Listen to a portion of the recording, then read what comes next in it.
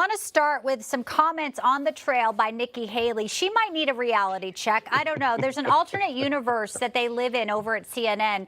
This is what she says about a woman being president in 2024. And the party that gets rid of their 80-year-old candidate is the party that will win. There will be a female president of the United States. It will either be me or it will be Kamala Harris. If Republicans nominate Donald Trump, it will be Kamala Harris. But if we can go and do what we're trying to do, we're going to make sure that it's me. Or Michelle Obama. I mean, what do you make of those comments, Seb? Yeah, she hasn't looked at the polls, I guess, or going into this. I mean, South Carolina, come on.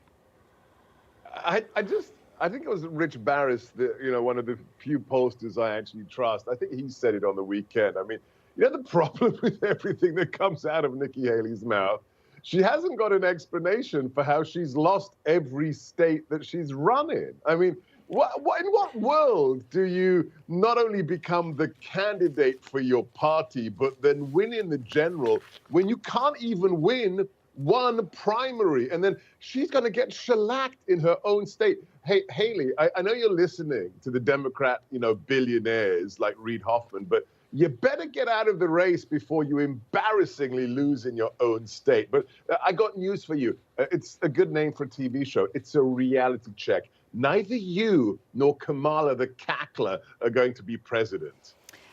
Well, we'll put that aside and talk about another woman making headlines. A pretty outrageous comments. Governor Kathy Hochul saying, business, you don't have to be worried in New York. It's all going to be okay because Donald Trump's apparently the only one they go after for fraud. I think they should be worried also about getting goods and services with this big boycott. That could be another reason New Yorkers have another reason to flee the Empire State, Seb. Yeah, so this is fascinating. Go to my Twitter feed, watch the Chicago trucker who says, I'm sorry, me and my friends, I just got off the radio. We're not going to take any loads to New York after what they did to the man who helped in large part bring billions of dollars into that city in terms of trade and business. Hochul's in trouble now because what she said, well, don't worry, the rest of you businessmen, keep doing business here. This is just about one guy, Donald Trump. Yeah. So it was a political hit job. So you actually just admitted as the governor it has nothing to do with justice, but preventing him from becoming president. And I've got a question for Hochul, Engoron, Letitia James. Of the hundreds of millions of dollars my former boss is meant to pay in fines and penalties and damages, who's the recipient? Because no bank was defrauded. In fact, the banks testified that they want more business from President Trump. It's just going to sit in the Attorney General Letitia James coffers. It's outrageous. Watching Michigan over the weekend when I saw Donald Trump bring up that auto worker and just the authenticity, just the spirit there. I look at the truckers, how powerful they are when they come together collectively and say, we will not stand for this.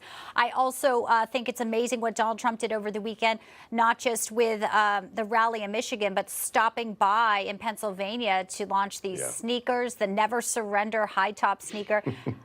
They're pretty cool. I've been getting texts from people who want them. I said, folks, they're already gone. They sold out within minutes. But I think part of this, too, is just his genuine ability to connect with folks. And we have James Biden, the president's brother, coming in just a few days. So let's see what really is going on, the contrast between both of these guys when you have Trump and Joe Biden here. I mean, it's so clear, the difference, Seb. Well, it's absolutely clear, not only in terms of the two candidates, but is it ironic, Bianca, that in the trial where President Trump wasn't allowed to bring his witnesses or testify, Judge Engoron actually stated the Trump brand is worth nothing. And then he goes to Philly, he goes to Sneaker Kong. They have this special Trump sneaker.